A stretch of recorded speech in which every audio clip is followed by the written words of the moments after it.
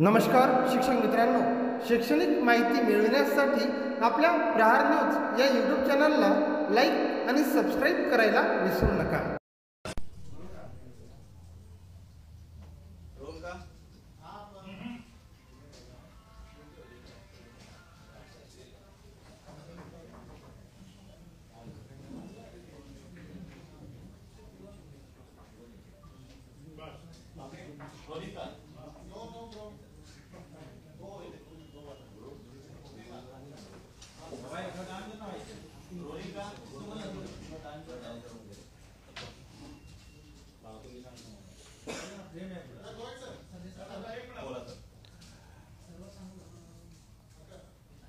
काही वृत्तपत्रातून आणि वृत्तवाहिन्यांमधून एक बातमी जी प्रसिद्ध झालेली आहे त्या संदर्भात मी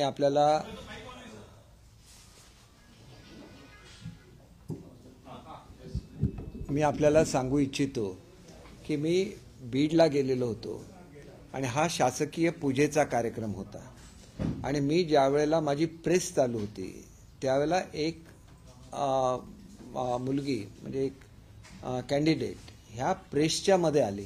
वास्तविक प्रेस चालू असताना कोणी मध्ये येण्याची काही आवश्यकता नसते, कारण प्रेस संपेपर्यंत थांबू शकतात.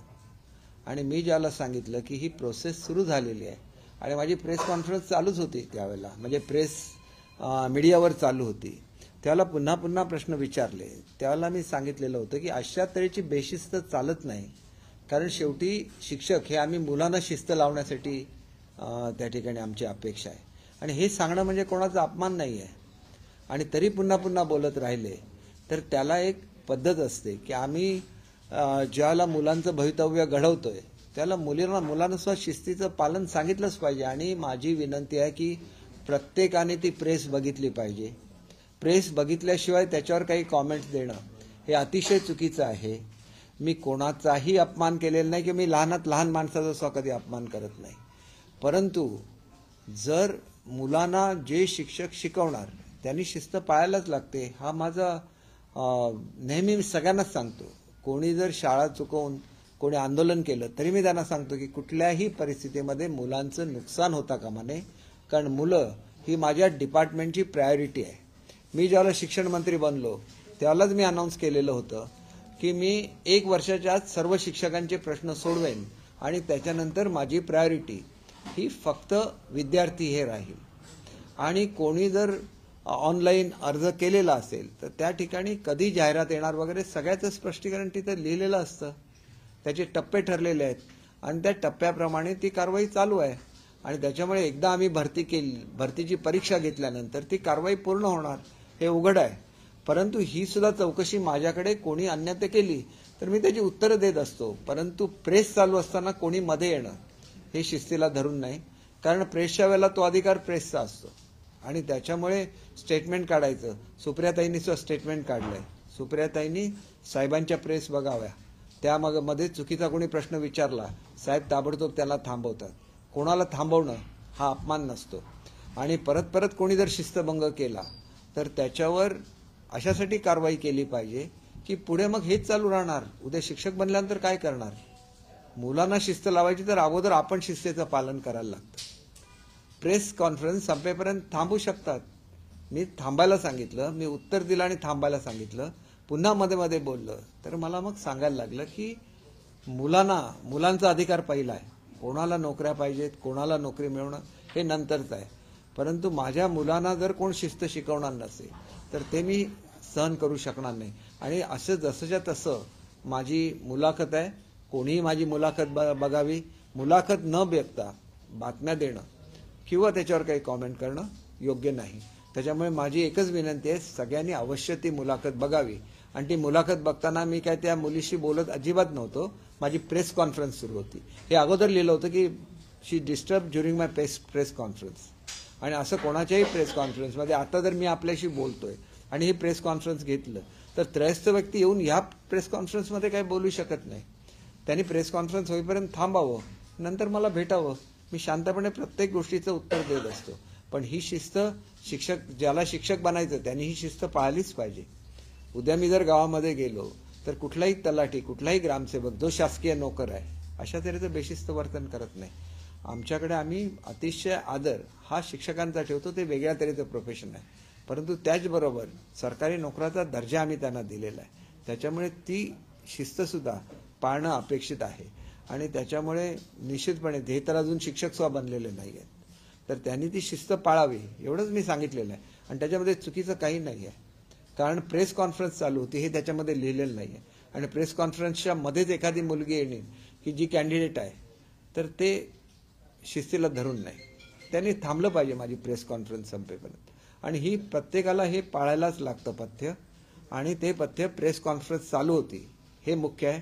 प्रेस कॉन्फरन्सच्या मध्ये आल्यानंतर तरी पण मी 1 मिनिटात उत्तर दिलेलं होतं की भरतीची प्रक्रिया सुरू आहे. त्याच्यानंतर माझ्याशी चर्चा ही माझी प्रेस संपल्याशिवाय करू शकत नाही, कारण ती ऑनलाईन प्रेस आहे.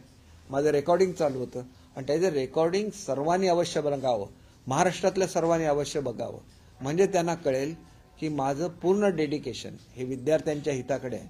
आणि कुठलीही बेशिस्त मी विद्यार्थ्यांच्या जे शिक्षक त्यांना शिकवणार आहेत त्यांनी सुद्धा तसंच शिस्तीचं म्हणजे तीच शिस्त पाळावी अशी माझी नॅचरली अपेक्षा आहे. आणि ते जर भरती होत आहेत तर त्यांनी सुद्धा हे समजून घेतलं पाहिजे की पुढच्या काळामध्ये आपण जसं वागणार तसे आपले विद्यार्थी वागणार.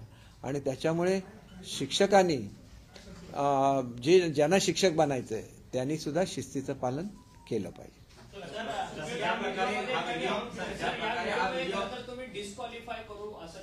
डिस्क्वालिफाय 100% मी सांगतो, जे शिस्त पाळणार नाही त्यांना मी डिस्क्वालिफाय करू शकतो. शिस्त पाळायलाच लागते ना. If you want to become a government servant तुम्हाला शिस्त पाळायला नको का? शिस्त पाळायलाच लागते. प्रेस बंदिस्त होती की ओपन होती? प्रेस माझी चालू होती, वस्तुस्थिती आहे, तुम्ही खात्री करून बघा ना.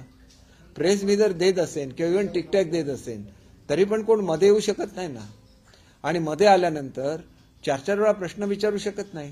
जाणून बुजून मीडिया समोर येऊन स्टंटबाजी एक प्रकारे होती आहे की, आणि ज्या प्रकारे तुमचा व्हिडिओ इमिडिएटली स्प्रेड करण्यात आला, खूप व्हायरल झाला, हे बघा राजकीय नेहमी असतं, परंतु मी माझ्या भूमिकेशी ठाम आहे. माझं अल्टिमेट गोल हे विद्यार्थ्यांचं वेलबिंग हेच माझं गोल आहे. आणि त्याच्यासाठी विद्यार्थ्यांना शिकवणाऱ्यांना प्रत्येकाने शिस्तीचं पालन केलं पाहिजे, तर विद्यार्थी शिस्त पाळणार ना. नाही तर विद्यार्थी उद्या असंच करतील, एखादा मनुष्य बोलत असताना मध्येच जातील. हे कुठेच अलाउड नसतं. आता माझी प्रेस कॉन्फरन्स चालू आहे, मध्येच कोण आलं आणि बोललं चालेल का? पत्रकार विचारू शकतात प्रश्न, हा त्यांचा अधिकार आहे. परंतु दुसरं कोणी येऊन प्रेसच्या मध्ये बोलू शकत नाही, तो शिस्तीचा भाग आहे. आणि त्या शिस्तीचं पालन केलंच पाहिजे. आणि मी अनेक वेळेला सांगतो की शिक्षकांचं एखादं आंदोलन असेल तर मी त्यांना विचारतो की तुम्ही मुलांना शिकवण्याची काय व्यवस्था केली आणि तुम्ही इथं आलेला आहे. ते मला विचारावंच लागतं, कारण मुलांचं हित जपणं हे माझं पहिलं कर्तव्य आहे. आणि त्याच्यामुळे अपमान काय केला? अपमान केलाय का? मी अपशब्द बोललोय का? काही केलेलं नाही. जर तसंच बोलत राहिले तर मला ऍक्शन घ्यायला लागेल, सांगायला लागतं, कारण मी स्वमंत्री आहे, मी सरकारचा एक भाग आहे. असं कोणी येऊन काही शिस्तीचं हे करू शकत नाही. आणि ज्याला गव्हर्नमेंटमध्ये यायचंय त्यांनी तर शिस्त पाळलीच पाहिजे, कारण गव्हर्नमेंटचं वैशिष्ट्य राहिलेलं आहे महाराष्ट्राचं की प्रत्येक गव्हर्नमेंट सर्वंट हा शासनाची शिस्त पाळतोच. हे महाराष्ट्रामध्ये कधीही घडलेलं नाहीये. सर, विरोधकांनी खरं तर तुमच्या त्या डिस्क्वालिफिकेशन तुम्ही जे बोललाय डिस्क्वालिफाय करून त्या वक्तव्यावरती सगळ्या नेत्यांनी विरोधकांनी ट्विट केलेला आहे. खरं तर आता तुम्ही बोलताना उल्लेख केला की महिला अजून गव्हर्नमेंट सर्वंट अर्थात शिक्षक भरती प्रक्रियेत ती म्हणजे ती शिक्षिका झालेली इच्छुक आहे. दुसरीकडे तुम्ही डिस्क्वालिफाय करणार. हे बघा, एखाद्याने चुकीचं वर्तन केलं तर त्याची नोंद होते ना. नोंद होते की होत नाही मला सांगा? ज्याला आपण कॅरेक्टर सर्टिफिकेट का मागतो गव्हर्नमेंट सर्व्हिसच्या वेळेला, त्याने व्यवस्थित वागावं अशी अपेक्षा असते ना. मी जर सांगतोय की तुम्ही थांबा, माझी प्रेस चालू आहे ही तर वस्तुस्थिती आहे ना. ऑब्जेक्शन घ्यायचं काहीच मिळत नाही म्हणून काही पकडायचं, एखादं वाक्य पकडायचं, ह्याला काय अर्थ नसतो. एकाने तरी सांगितलं का? स्वतः सुप्रियाताई एवढ्या शाळा चालवतात, त्यांनी बोलल्या का की शिक्षकांनी शिस्त पाळायची असते, प्रेसच्या मध्येच बोलायचं नसतं? बोलायला पाहिजे होतं ना. त्या सुद्धा चालवतात, त्या सुद्धा अध्यक्ष आहेत. ताईंच्याकडून माझी ही अपेक्षा नाही.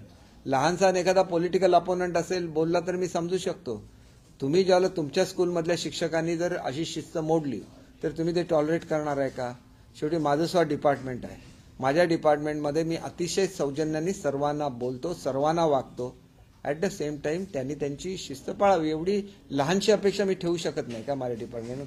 आणि ज्या लोकांना असं सांगितलंय त्यांना आजपर्यंत मी त्यांच्यावर काही कारवाई केलेली नाही, पण सांगताना सांगायला लागतंच ना. सांगायला पाहिजे की नाही सांगा तुम्ही, नाहीतर कशी शिस्त येणार. सर एकंदरीतच हा व्हिडिओ ज्या प्रकारे फटाफट व्हायरल झाला आणि ज्या प्रकारे व्हायरल होतो आणि विरोधक त्याचा फायदा घेत आहेत, कुठेतरी राजकीय स्टंट वाटतो का? राजकीय याच्यामध्ये काही राजकीय राजकारण तर त्याच्यामध्ये आहेच ना. किती लोकांनी त्या मुलीला बोलवून सांगितलं की प्रेस चालू असताना आपण मध्ये बोलायचं नसतं. त्याला प्रेस संपल्यानंतर मला बोलता आलं असतं की नाही, मी तिथंच होतो. प्रेस कॉन्फरन्स माझी चालू होते, मध्ये येऊन बोलणं हे मुळात चुकीचं आहे आणि ही शिस्त प्रत्येकाने पाळलीच पाहिजे. एक राजकीय प्रश्न आहे की उद्धव ठाकरेंनी आज एकनाथ शिंदेच्या बाबतीत जे काही शब्दप्रयोग केले या सगळ्यावरती शंभूराजांचं असं म्हणणं आहे की आम्ही ते सगळे ऑडिओ आणि व्हिडिओ क्लिप्स मागवून देणार आहोत, त्यामध्ये कोणते शब्दप्रयोग आहेत का याचा आम्ही लीगल ऍडवाइस घेणार आहोत. याच्या आधी जो नारायण राणेंना न्याय लागला तोच येणार आहे का उद्धव ठाकरेंना लागेल सरकारला असं नाही. बघा ह्याच्यावर मी याच्यावर आता कॉमेंट करू शकणार नाही, कारण मी हे संपूर्ण त्यांची क्लिप वगैरे बघितलेली नाहीये.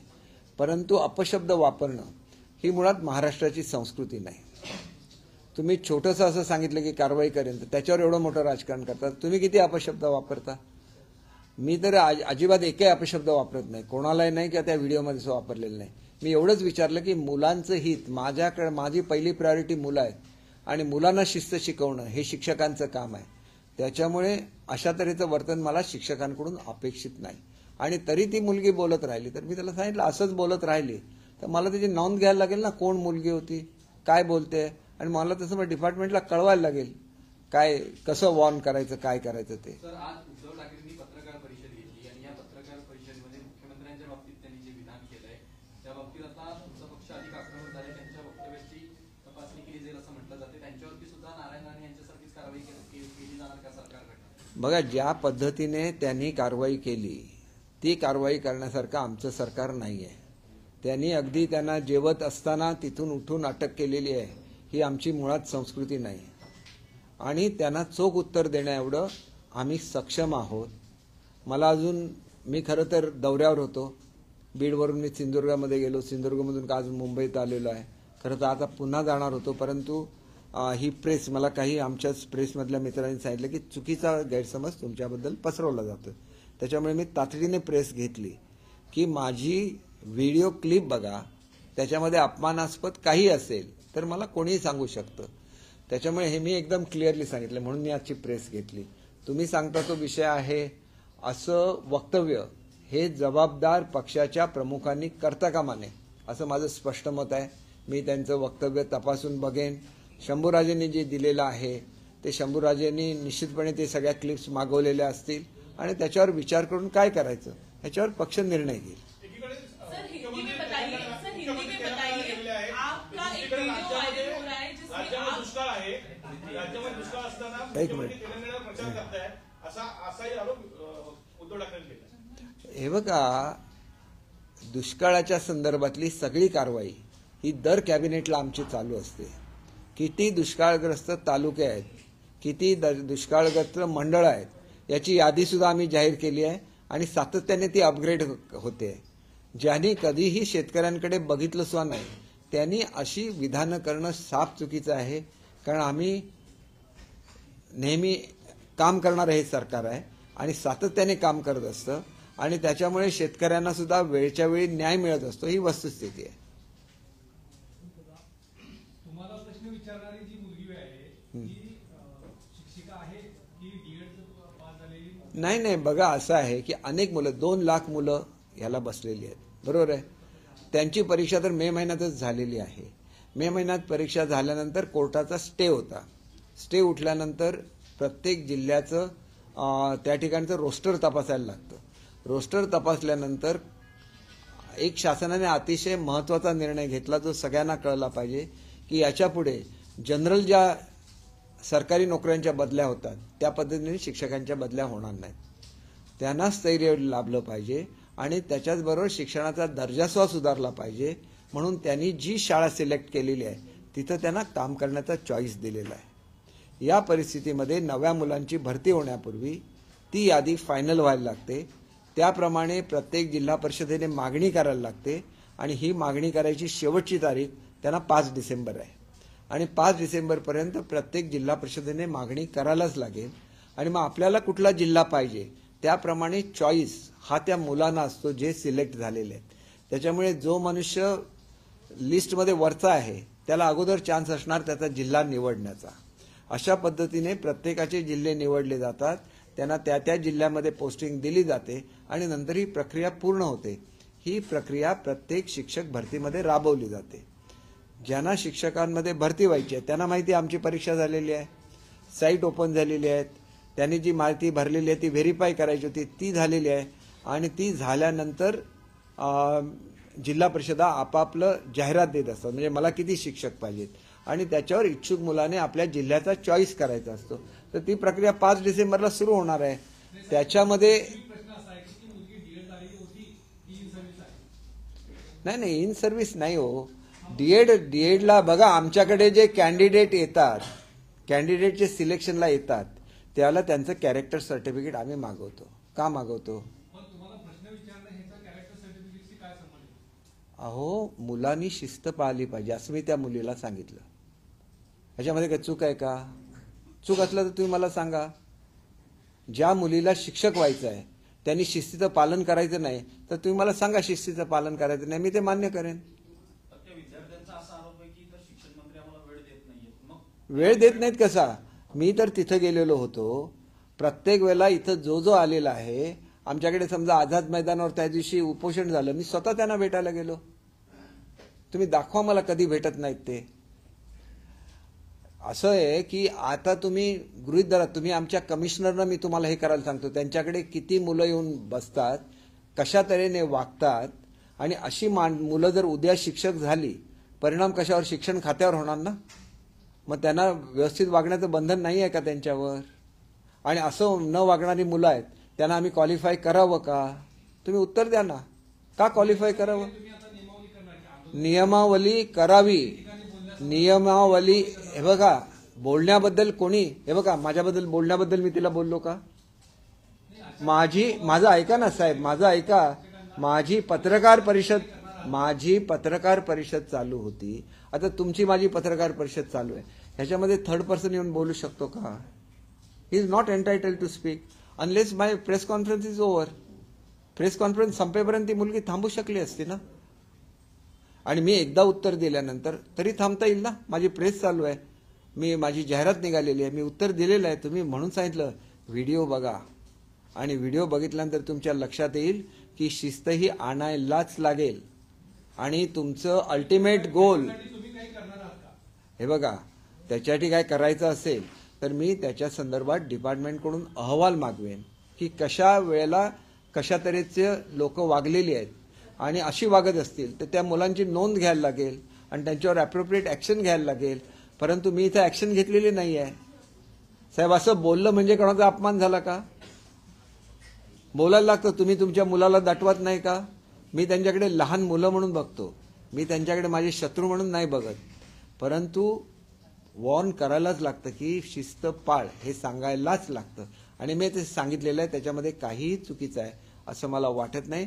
प्रत्येकाने शिस्त पाळली पाहिजे. मला कोणीही भेटू शकतं, माझ्याशी कोणीही बोलू शकतं, परंतु ते कधी बोलावं ह्याला स्वमर्यादा आहे. आता माझी प्रेस कॉन्फरन्स चालू आहे, त्याच्यामध्येच येऊन कोणी बोलू शकत नाही. त्यांनी थांबलं पाहिजे. माझे प्रेस कॉन्फरन्स 5 मिनिटात संपते, 10 मिनिटात संपते. सर एक मराठी प्रश्न आहे सर. प्रकाश आंबेडकर यांनी सांगितलंय की प्रकाश आंबेडकरांचं विधान आहे की 6 डिसेंबर नंतर राज्यात जातीय दंगली घडवून आणण्याचा प्रयत्न होईल. नाही बघा ते ज्येष्ठ नेते आहेत, त्यांनी काय केलेल्या विधानाबद्दल मी काय बोलणं चुकीचं आहे. तुम्ही त्याच्याबद्दल त्यांना विचारू शकता, मला विचारून काय सांगा.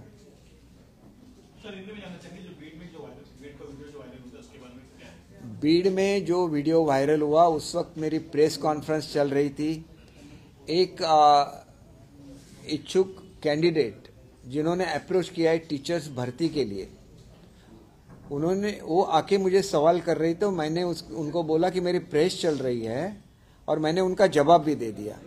फिर जब प्रेस चल रही है और जब रिकॉर्डिंग चल रहा है तो मैं उनके साथ बात नहीं कर सकता, मैं प्रेस के साथ ही मुझे बात करनी चाहिए। फिर भी वो बोलती रही, तो मैंने उनको बोला कि आपको आगे चढ़ के टीचर बनना है और टीचर बन के आपको स्टूडेंट को डिसिप्लिन सिखानी है।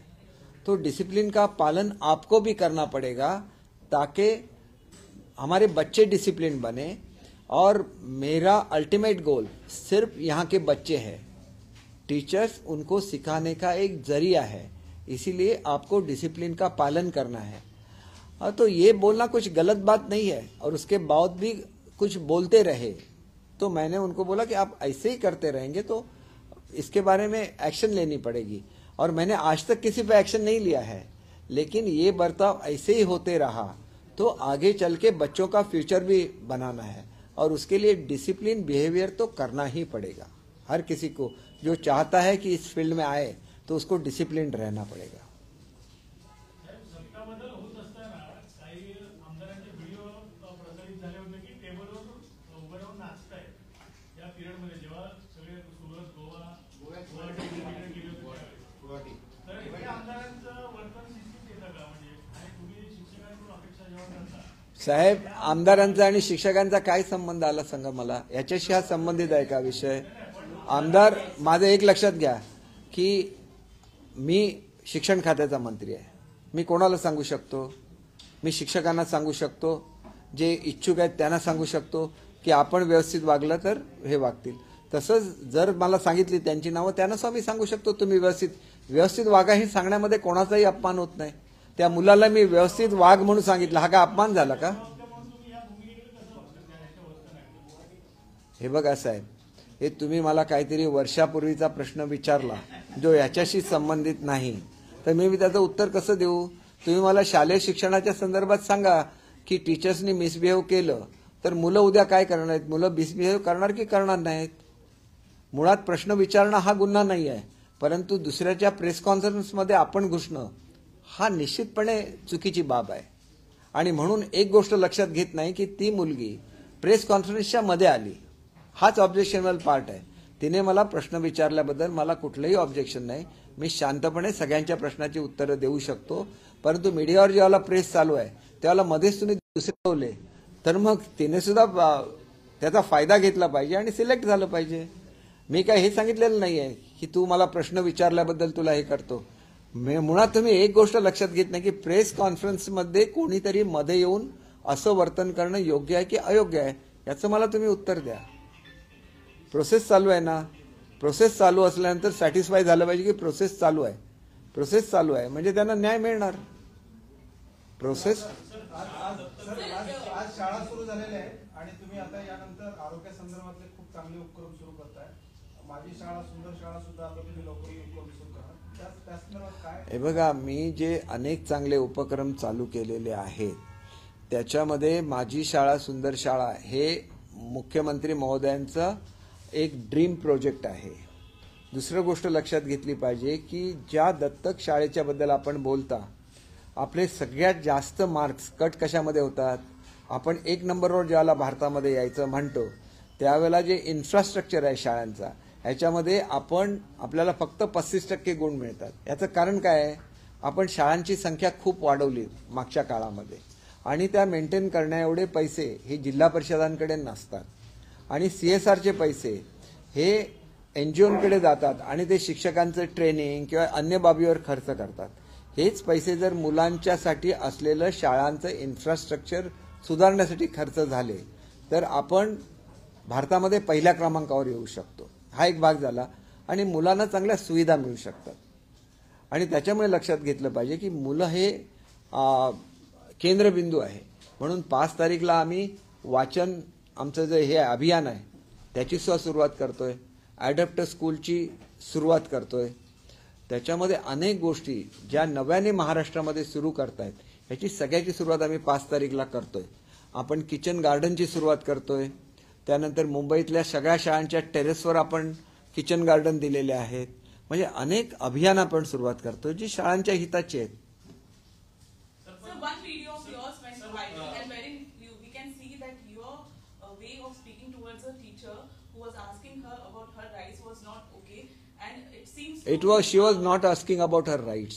First thing that my video, my press conference was going on. Anybody who wants to talk to me should wait for that press conference to be over. And that is not a discipline. The one who wants us to enter into a divine profession like teacher must follow the discipline. That is what I told her, and which is not wrong. Because I want to make the future of my young students, and there I want disciplined teachers only. So one must follow the discipline. And what is wrong in saying that you will have to follow the discipline? Is it insulting? When you are doing something wrong, entering somebody's press conference and asking a question where there was every possibility of waiting for another 5 minutes. As soon as the press conference would have been over, I would have given answers to all her questions, and kindly go through my press. Clearly I have mentioned that you have to make the future of the students. There you have to follow the discipline. Sir discipline की बात सही है, पर वो एक desperation भी दिख रहा था उस लड़की का, क्योंकि वो 5 साल से वेट कर रही थी और आप मंत्री हैं तो उनको उतना अप्रोचेबल एंगल पता नहीं होगा, इसी की वजह से शायद ऐसे उन्होंने अप्रोच किया. ये नहीं लगता कि ये डेस्परेशन नहीं, देखिए मेरे पास जो भी आता है उसको मैं मिलता हूँ. सारी इन्फॉर्मेशन मैं बहुत कामली देता हूँ. उनको भी मैंने बोला था कि लिंक ओपन हो गया, इसलिए मैंने बोला कि you see the video, you will find that I have answered her. In spite of that, she keeps on asking me questions. She could have waited. I told her that also.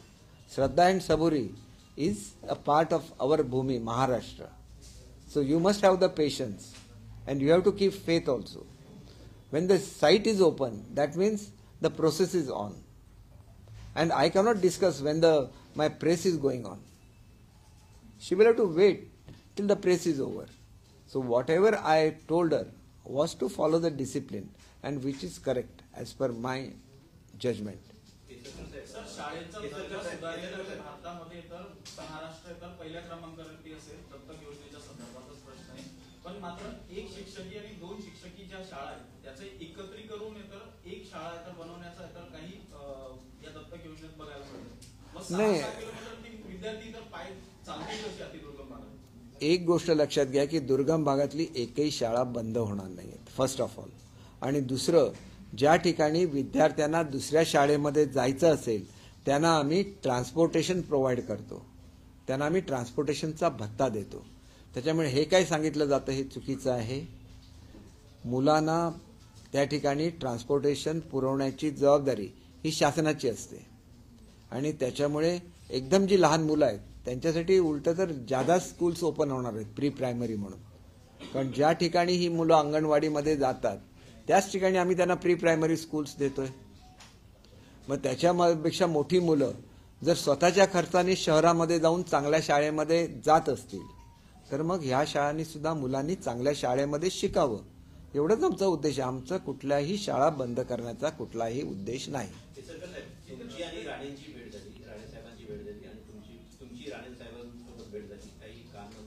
आणि हे interesting आहे बघा, माझी राणेसाहेबांची भेट झाली.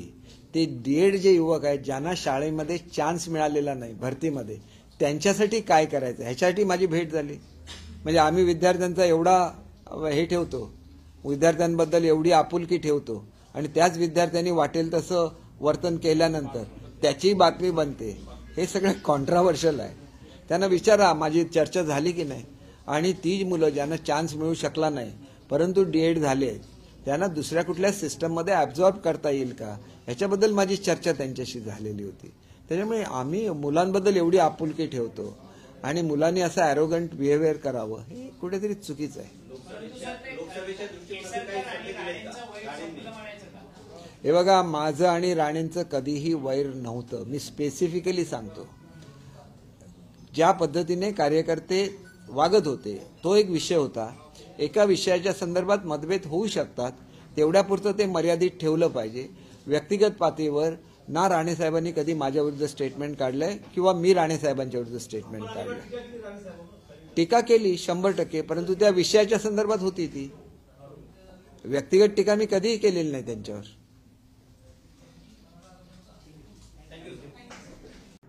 नमस्कार शिक्षक मित्रांनो, शैक्षणिक माहिती मिळविण्यासाठी आपल्या प्रहार न्यूज या यूट्यूब चॅनलला लाईक आणि सबस्क्राईब करायला विसरू नका.